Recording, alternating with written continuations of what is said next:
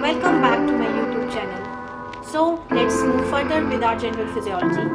So in the last video we discussed the most important topic from general physiology, that was homeostasis. Now let us move today. So today we are going to do very simple, very basic topic, that is the structure and function of the cell. तो diagram देख के आप समझ ही गए होंगे कि हम क्या बात करना चाह रहे हैं. So if we want to define the cell, how can you define it? Cell क्या है?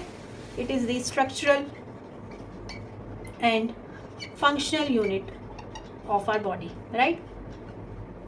Structural and the functional unit. It is the basic unit which helps in the formation of different tissues, organs, organ system. So बहुत सारी cell मिलके बनाते हैं एक tissue, tissues मिलके बनाते हैं ऑर्गन, एंड ऑर्गन्स मिलके बनाते हैं एक organ system, right?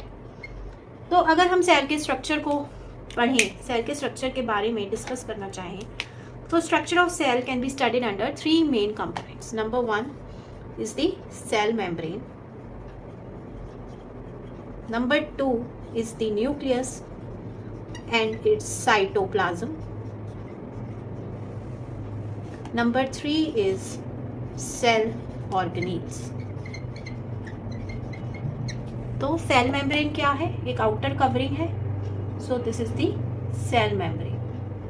Then we have nucleus, and ये इतने सारे टाइनी स्ट्रक्चर्स दिख रहे हैं, these all are cell organelles. इनको हम डिटेल में डिस्क्राइब करेंगे. और ये जो सारा ग्राउंड सब्सटेंस आपको दिखाई दे रहा है, this is cytoplasm in which all the cell organelles are embedded, right? Now let us study them one by one. सबसे पहले हम बात करते हैं सेल मेम्ब्रेन की. सेल मेम्ब्रेन क्या है, क्या उसका स्ट्रक्चर है, ठीक है? सो let us see about cell membrane. So cell membrane is the outermost layer of the cell. Cell membrane को हम plasma membrane भी बोल सकते हैं. बहुत सारे साइंटिस्ट ने इसके स्ट्रक्चर को स्टडी किया, and lastly we are following the structure proposed by Singer and Nicholson, that is the fluid mosaic model. Fluid mosaic model. तो ये स्ट्रक्चर बताता है कि सेल मेम्ब्रेन की प्रॉपर्टी है ऑफ फ्लूइडिटी, और सेल मेम्ब्रेन के अंदर जो स्ट्रक्चर्स हैं वो एक मोज़ेक की तरह अरेंज्ड है. अब हम बात करते हैं सेल मेम्ब्रेन के स्ट्रक्चर की. तो फ्लूइड मोज़ेक मॉडल के according cell membrane is basically made up of two things. First is the phospholipid bilayer, phospholipid bilayer, and the second is proteins. जो फॉस्फोलिपिड बाइलेयर है, इसके दो पार्ट्स हैं. एक इसका हेड एंड है, एक इसका टेल एंड है. So this is the molecule of a phospholipid bilayer. ये इसका हेड है और ये इसका टेल है. अब जो हेड एंड है इसका, जो इसका हेड है, दैट इज हाइड्रोफिलिक, मतलब कि वाटर लविंग. जो टेल है वो है हाइड्रोफोबिक, मतलब वाटर हेटिंग, राइट? जो इसका हेड एंड है वो सेल मेम्ब्रेन के आउटर सरफेस पे प्रेजेंट है. जो हाइड्रोफोबिक एंड है वो इसके इनर सरफेस पे प्रेजेंट है. Next we have proteins. ये 60 to 70% फॉर्म करते हैं सेल मेम्ब्रेन का स्ट्रक्चर को. प्रोटीन्स कैन बी लाइपोप्रोटीन्स और दे कैन बी ग्लाइकोप्रोटीन्स. तो लाइपोप्रोटीन्स क्या हुए? Lipid plus proteins. ग्लाइकोप्रोटीन्स क्या हुए? ग्लूकोज और दी carbohydrate plus protein.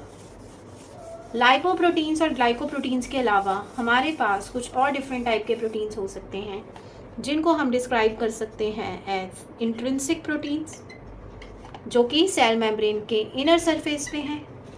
Extrinsic proteins, जो कि सेल मेम्ब्रेन के आउटर सरफेस पे हैं.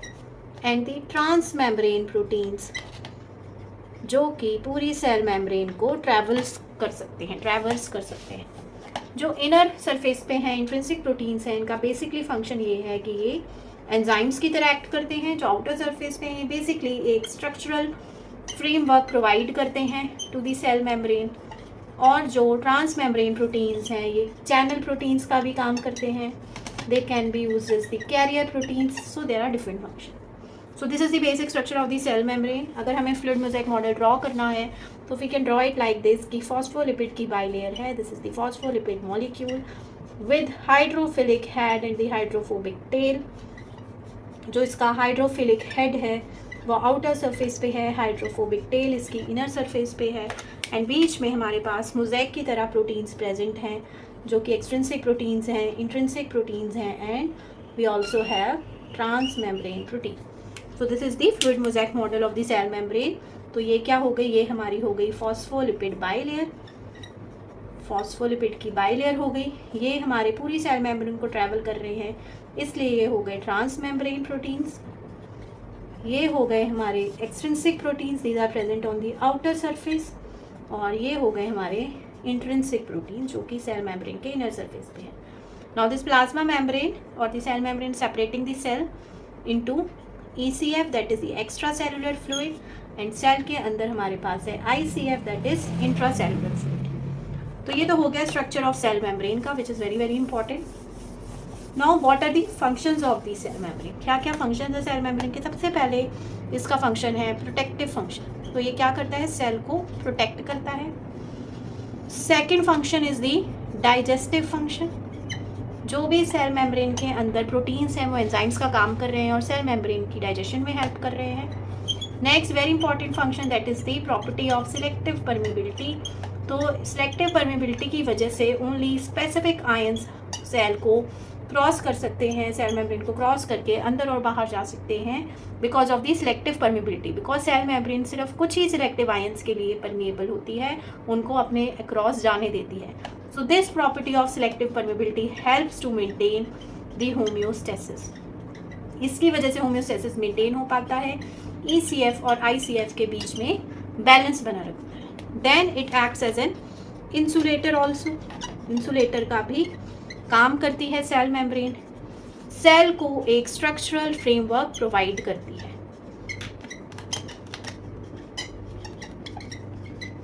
सो these are the functions of the cell membrane. I hope we are clear with the cell membrane now. Now let's move to the second main component of the cell, that is nucleus. तो nucleus क्या है, cell के अंदर central most part form करता है ये, और इसके अंदर सारी जेनेटिक इंफॉर्मेशन प्रेजेंट होती है. न्यूक्लियस के अंदर एक और डेंस क्रोमेटिन मटेरियल का स्ट्रक्चर होता है which is known as nucleolus. So this is the nucleus, जिसके अंदर बहुत डेंसली पैक्ड एक और स्ट्रक्चर है जिसको हम कहते हैं न्यूक्लियोलस, एंड सारे क्रोमेटिन प्रेजेंट हैं for the genetic information. Then this nucleus is covered by the nuclear envelope, जिसके बीच में छोटी छोटी स्पेसेस हैं, and these spaces are known as nuclear pores. तो क्या है हमारे पास, ये न्यूक्लियस का स्ट्रक्चर है.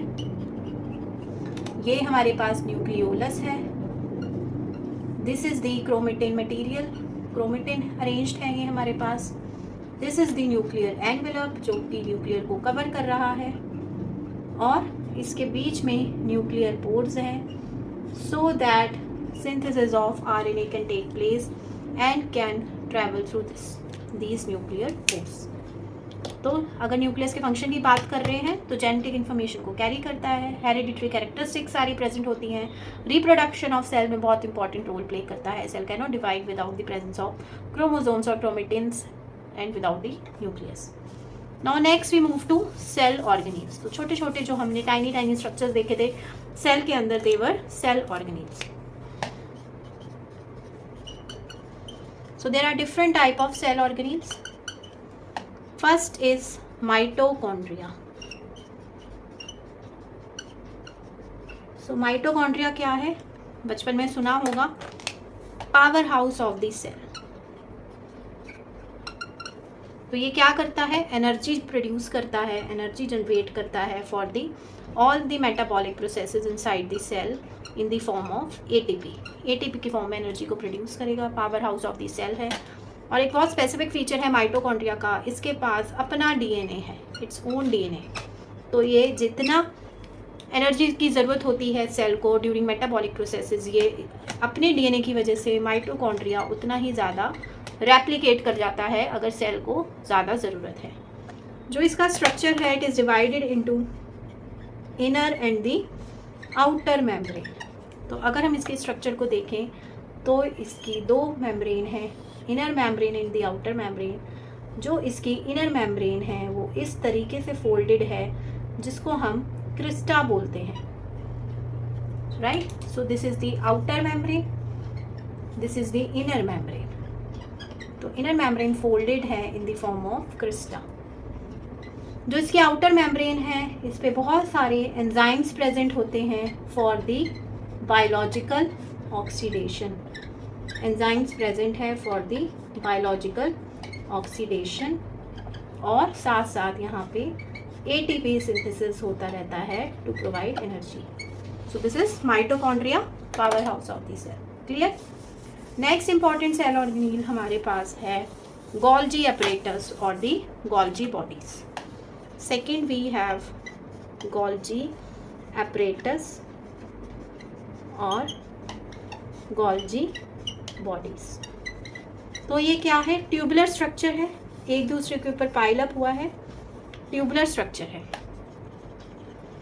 ठीक है। इसका काम क्या है? Storage and packaging.